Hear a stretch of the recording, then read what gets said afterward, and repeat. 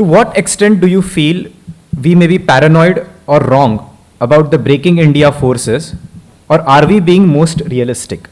To what extent and in what ways can Bharat be splintered? So they're two separate questions.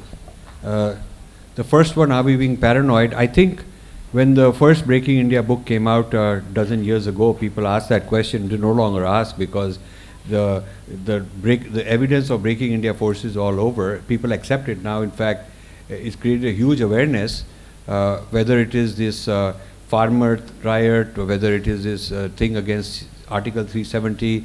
You see all the time, you see Washington Post writing articles, Indians only, writing in New York Times, in Economist, in Wall Street Journal, BBC, I could go on and on. The whole Western media is full of this thing. It has been. You very rarely see the contrary point of view from the Indian side. So this obviously this breaking India force is there. And then the politics of European Union and people raising this issue in the US Congress, and the United States Secretary of State coming to India and wagging his finger and lecturing to Jaishankar and telling him, oh, you know, you don't have a democracy and all that. I mean, what more do you want? This is all going on. So there is no evidence, there is no lack of evidence. It's just one thing after the other. You'd have to be somebody totally sleeping if you don't even understand that this is what it is.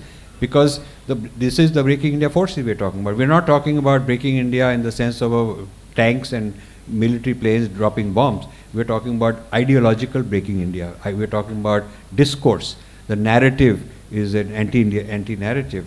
Whether it is this, this Aryan-Dravidian divide being exploited in one place, or whether it is the caste divide, or whether it is this male-female gender divide, whether it is divide of minority religions, looking at all the fault lines and dividing them up is an old British thing. And now it is more subtle and sophisticated, being done by the Americans. So I think there is no doubt about it. Now the second thing is, what can India do about it? Well, first you have to become aware of the problem. Right now, so if you ask me what to do about this particular thing I've raised, one is the IITians need to do something, because your institution and what you stand for and who you are is under threat. And first thing you have to ask is, how come nobody included us and consulted us and got our viewpoint and published all this stuff and started making legal cases on it? Why aren't we included? There's something wrong. There should have been a peer review. And when these things are being discussed at Harvard, why are we not invited? I mean, this is a kind of against the academic ethos and academic standards. When they are having these conferences and they're going around doing all this, why aren't they including IIT people to come and give testimony what you think about it? After all, they are caricaturizing you, profiling you in a negative way. They should give you the option to participate. Then the other thing is that the Indian billionaires are funding this. In this book we've got a whole chapter on Mahindra Humanities Center at Harvard. And they've got this very famous postmodernist who questions the legitimacy of India as a nation state, who questions the democracy is legitimate, all of this stuff. And then there is Lakshmi Mittal and Family South Asia Institute at Harvard. Lakshmi Mittal gave $50 million for it and keep funding it. And Bajaj funds it and various people fund it. And that is a place where all kind of seminars are done. We've quoted hundreds of these people. We've quoted from their website. We've quoted from their own YouTubes. So you can watch it and decide for yourself what you want to think about it. So the what to do about it, one is, you should question the billionaires. And we intend to do that. In the next trip, we intend to go to Mumbai and invite them and have discussions with them and ask them, what do you mean? Do you support this wokeism, this ideology? Then be open and tell us.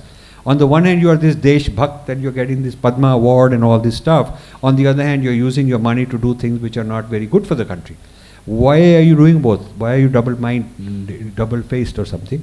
We don't know. We want to ask them. We want to give them benefit of doubt. But maybe they can change. Maybe they can change their posture towards Harvard. Maybe they can say, using my name, family name, and my money, I don't want you to do these things because it's bad for my country. Maybe they can say that. Maybe some Indian tech billionaires who are of great power and importance can stand up and say, hell no. So those are some of the remedies we wish and we hope will happen.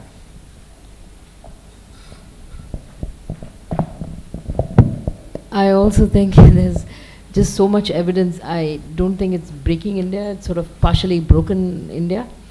It's just not only in the IITs, it's gotten so bad as to enter the education system in elementary, middle and high school with this sort of gender, this gender fluidity, confusing young children, sexualizing young children, and even endorsing and celebrating pedophilia. So these are serious issues. Pedophilia, a pedophile is now called MAP, a minor attracted person, to destigmatize pedophilia. These are serious issues. You might think it's only IIT and so what's in it for me? It's coming to schools. And this is really serious, where Ashoka University in fact has, in their gender studies department, has seminars and conferences on education and how to bring, what is the role of pornography in educating school children, because they feel that pornography has a role in educating. They want children to push boundaries on sexual experimentation, because not pushing the boundaries is again something that the male patriarch wants, and that's also born out of patriarchy. So these are serious issues. You're talking about destigmatizing pedophiles, you're talking about, there is something called a kinky collective, a representative from a group called Kinky. These are all considered scholars. So they come in and they talk about how does India and Indians, how do we legitimize kinky sexual practices, so that, because that also is, again, they are a victim group, and it's all by Brahminical patriarchy that they've been made victims. So this is all over, and these are mainstream universities. It's not like some fringe group doing something. So I think it's a partially broken India, so there's no doubt about that. Before opening the forum to audience, I would like to say that please introduce yourself before asking the question, and please keep your questions short and crisp. Thank you.